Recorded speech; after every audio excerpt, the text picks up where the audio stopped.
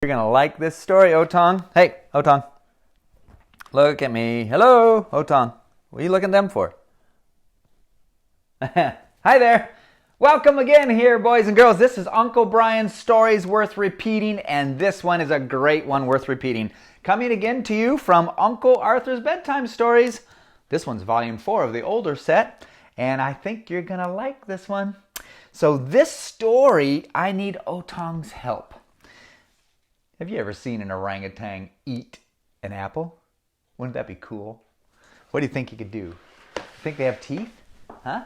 Do orangutans have teeth? Yes, you do. But you don't want them to bite you. So, do you think he could actually stick an apple and eat it in his mouth and... Did that work? No, it didn't work. Okay, well, Otong is going to hold for me this part of the story. But we're not there yet. So, this story is called Vera's Victory. So, Vera lived with her parents, and like most children should, right? They should live with their parents, yes. So she was there in her home, and it was late at night, and one night her mother was working downstairs and cleaning things. Maybe she was even reading something, I'm not sure. But all of a sudden, her mother began to get a little bit tired. I don't know if she'd been up late or not during the day or the night before, or maybe she just had a lot of work to do. And because Vera was a very active little girl. Do any of you know any very active little children? Maybe you have one in your family. You know, the children that kind of always are doing something, blah, blah, blah, blah, blah, blah, always making noise, moving something, whatever it may be. You know, hey, DJ, what? I don't know, but did I unplug myself? I think I just stepped on something.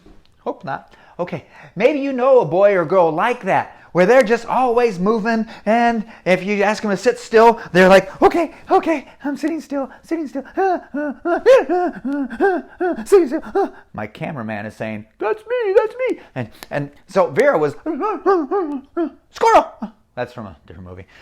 And so Vera was a very, very active child, so it's okay for mommy and daddy to feel a little bit tired at the end of a day of chasing her around the house. And so mother was a little bit tired, and so she decided to lay down on the couch and rest before going upstairs.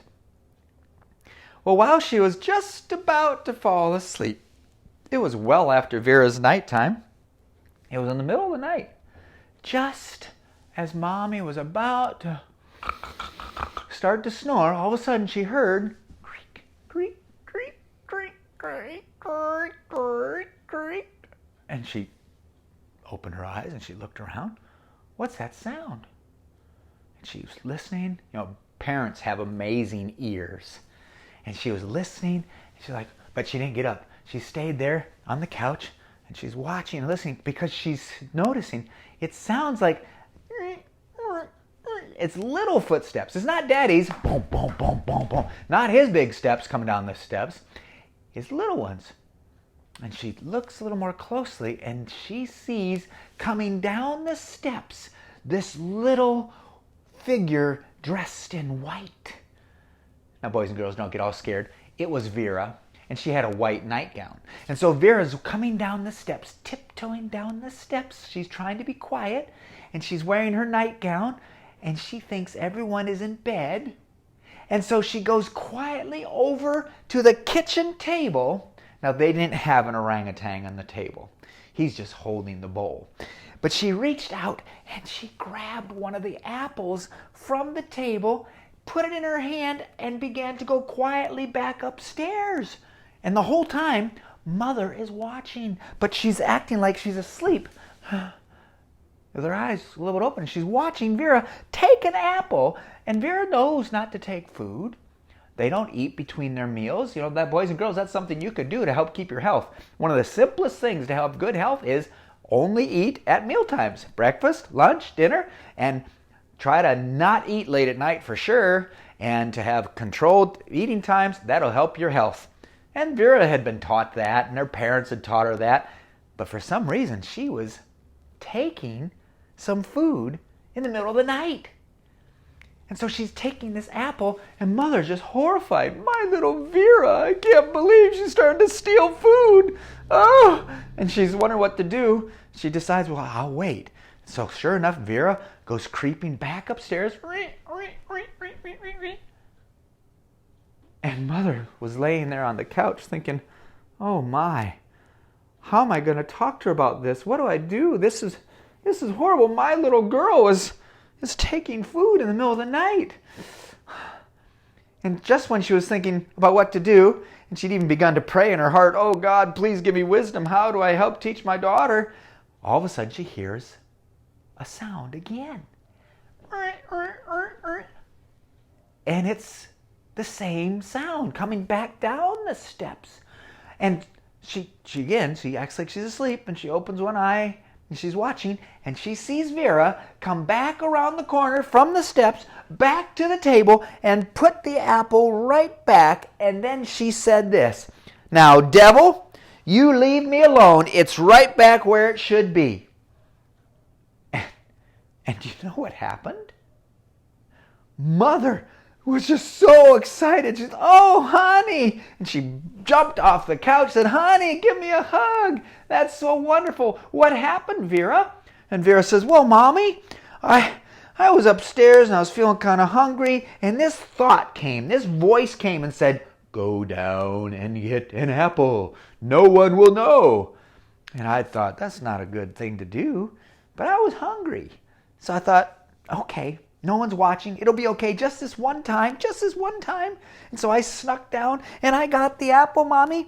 And I thought, oh, this is going to taste good. I'll eat it upstairs by myself. But as I went upstairs, as I'm walking up the steps, I heard another kind of voice or another thought saying, Vera, you should not take things that aren't yours.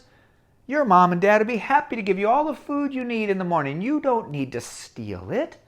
You don't need to take it. Go put it back, Vera. Mother, that thought was very clear, but then there was the other thought. Who cares, Vera? It's your food. You can have it. No one saw you. Enjoy it. Just bite right into it right now. You can have it and enjoy it. And Mommy, there was this war in my head. But I realized that you've been teaching us all along that we can resist. We can resist those naughty thoughts, and we can trust God. And so I surrendered my heart, and I came back down and put it back away. And then you surprised me, Mama.